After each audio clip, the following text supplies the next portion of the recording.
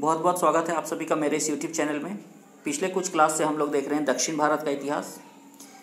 दक्षिण भारत के इतिहास में हम लोगों ने अभी तक चालुक्य वंश को देख लिया है, राष्ट्रकूट वंश को देख लिया है और आज हम जिस वंश को देखेंगे वो वंश होगा हमारा पल्लव वंश। ठीक है, पल्लव के बाद हमारा चोल वंश और कुछ अन्य छोटे छोटे राजवंश बचेंगे, तो ये हमारा टॉपिक जो है ये क्लियर हो जाएगा। ठीक है, अभी तक हम लोगों ने मध्यकालीन भारतीय इतिहास की विधिवत शुरुआत नहीं की है।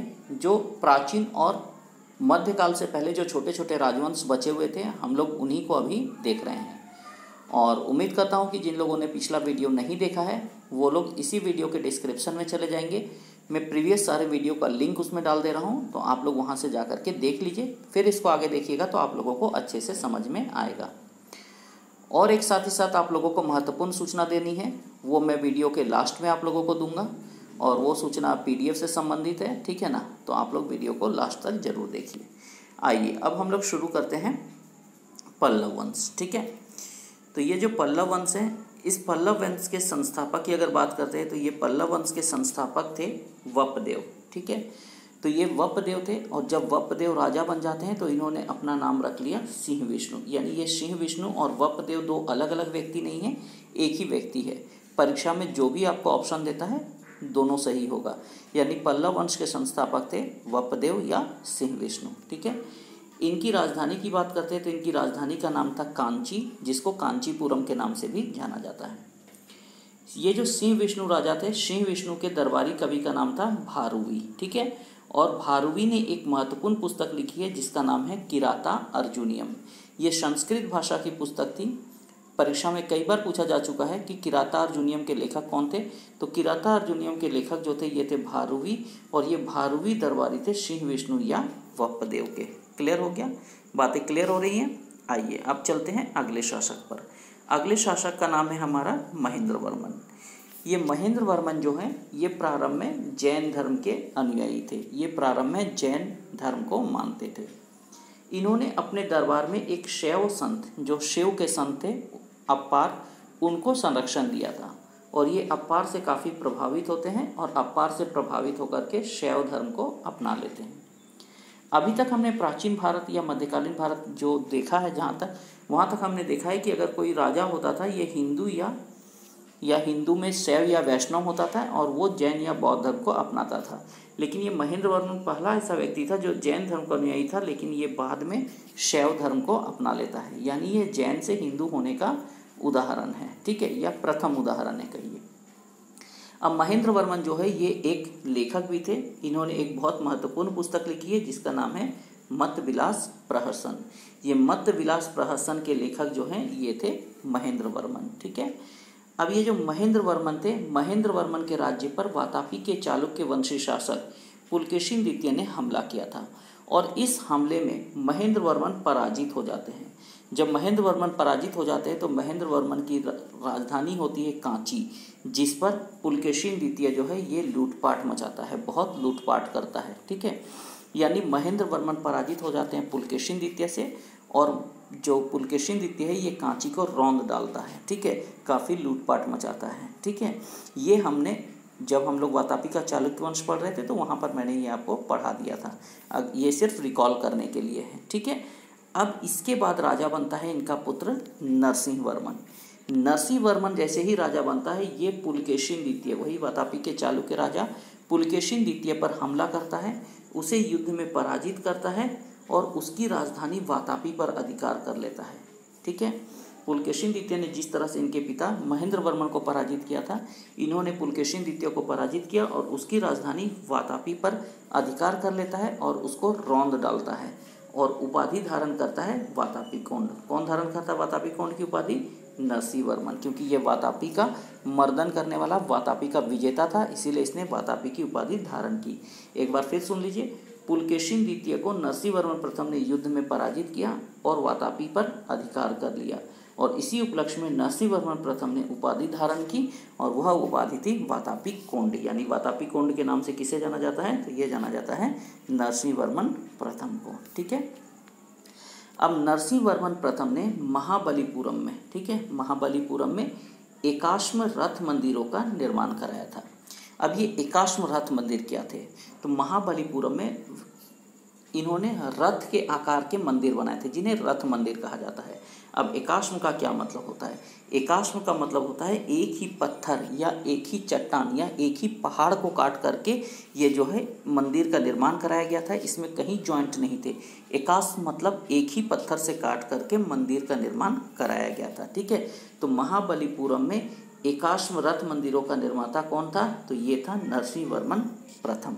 ठीक है, अब ये जो रथ मंदिर है, रथ मंदिरों की संख्या 7 है, यानी यहाँ पर 7 मंदिर हैं जो रथ के आकार के हैं। ठीक है, ये जो है पांडवों के लिए बने हुए हैं 7 मंदिर, 5 पांडव के लिए 5 रथ हैं। ठीक है, एक उनकी माता कुंती का रथ है और एक उनकी पत्नी का रथ है द्रौपदी का। तो टोटल जो यहाँ पे रथों की संख्या है ये कितनी है? 7।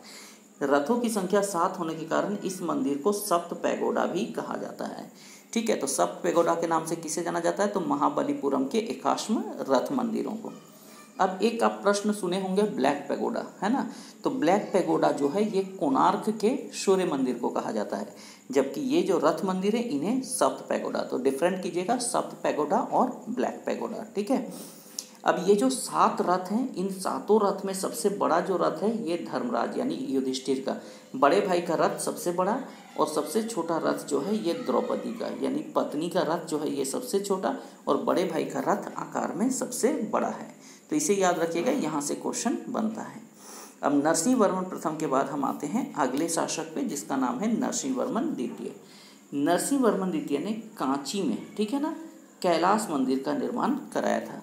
तो यदि आपको पूछता है कि कांची के कैलाश मंदिर का निर्माण किसने किया था, तो ये किया था नरसिंहवर्मन द्वितीय ने। अब पिछले क्लास में मैंने आपको पढ़ाया था कि अजंता एलोरा का नाम आपने सुना है, तो उसमें मैंने आपको पिछले क्लास में बताया था कि एलोरा में भी, ठीक है, एलोरा में भी एक कैलाश मंदिर है। ठीक है, तो एलोरा के कैलाश मंदिर का निर्माण जो है वो राष्ट्रकूट शासक कृष्ण प्रथम ने कराया था। ठीक है, तो एलोरा का अगर कैलाश मंदिर पूछता है तो वो होगा कृष्ण प्रथम, जबकि अगर आपको कांची का कैलाश मंदिर पूछता है तो ये होगा नरसिंहवर्मन द्वितीय। तो ये अंतर आप याद रखिएगा। ठीक है, अब आइए, नरसिंहवर्मन द्वितीय के दरबारी कवि जो थे इनका नाम था दंडी, और दंडी ने एक पुस्तक लिखी थी जिसका नाम है 10 कुमार चरित। ये 10 कुमार चरित बहुत ही महत्वपूर्ण पुस्तक है जो परीक्षा में पूछा जाता है किसने लिखा, तो 10 कुमार चरित के लेखक थे दंडी, और ये दरबारी थे किसके, तो नरसिंहवर्मन द्वितीय के। तो उम्मीद कर रहा हूँ कि वीडियो आप लोगों को समझ में आ रहा होगा, और अगर वीडियो अच्छा लग रहा है तो वीडियो को लाइक और शेयर जरूर कीजिए। ठीक है, आइए अब चलते हैं इसके अगले शासक, जिसका नाम है नंदीवर्मन द्वितीय। नंदीवर्मन द्वितीय ने 2 मंदिर बनाए थे। इनके द्वारा बनाए गए 2 मंदिरों को आप याद रखिएगा। दोनों मंदिर कांची, इनकी राजधानी में बने हुए थे, जिसका नाम कांची है। पहले मंदिर का नाम था वैकुंठ पेरुमाल मंदिर। ठीक है, पहले मंदिर का नाम है वैकुंठ पेरुमाल मंदिर, और दूसरे मंदिर का नाम है मुक्तेश्वर मंदिर। तो ये दोनों मंदिर किसने बनवाए, तो ये दोनों मंदिर बनवाए थे नंदीवर्मन द्वितीय ने। अब आते हैं अगले और अंतिम शासक में, जिसका नाम है अपराजित। अपराजित जो था ये पल्लव वंश का अंतिम शासक था। अभी जितने भी हम लोग वंश देख रहे हैं, आप इसमें सबके संस्थापक, उनके अंतिम शासक और राजधानी को जरूर से ज़रूर याद रखिएगा, क्योंकि सारे चीज़ों को अगर आप याद नहीं भी रख पाते हैं तो कम से कम इतने पॉइंट्स को आप जरूर याद रखिएगा, और साथ ही साथ में जो महत्वपूर्ण शासक हुए हैं उनके बारे में थोड़ा सा जानकारी रखिएगा, तो आपका एग्ज़ाम में काम चल जाएगा। ठीक है, आइए अब चलते हैं हम लोग नोट में। नोट में है पल्लवों ने राजकीय संरक्षण दिया। तो पल्लवों ने राजकीय संरक्षण दिया था संस्कृत भाषा को। ठीक है, पिछले क्लास में हम लोग पढ़े थे राष्ट्रकूट, तो राष्ट्रकूटों ने संरक्षण दिया था कन्नड़ भाषा को, उसी तरह पल्लवों ने संरक्षण दिया था संस्कृत भाषा को। इनकी जो राजकीय भाषा थी वो संस्कृत थी, और अभिलेख वगैरह जो इन्होंने लिखवाए वो भी संस्कृत भाषा में लिखवाए थे। ठीक है, इसके बाद पल्लवों के शासनकाल में ही दक्षिण भारत में 2 व्यक्ति हुए, एक का नाम था तिरुज्ञान और एक का नाम था समबंदर। तो ये तिरुज्ञान और समबंदर ने दक्षिण भारत में हिंदू धर्म का काफ़ी प्रचार प्रसार किया था। जब पल्लवों का शासन चल रहा था तो इस समय तिरुज्ञान और समबंदर ने दक्षिण भारत में हिंदू धर्म का काफ़ी प्रचार प्रसार किया था, जिससे जैन तथा बौद्ध धर्म को आघात लगा था। ये एक महत्वपूर्ण बात आप याद रखिएगा। ठीक है, तो चलिए आज का क्लास जो है ये इतना ही रहेगा, क्योंकि ये हमारा जो है पल्लव और उससे संबंधित जितने महत्वपूर्ण फैक्ट थे लगभग मैंने उनको कवर करा दिया है।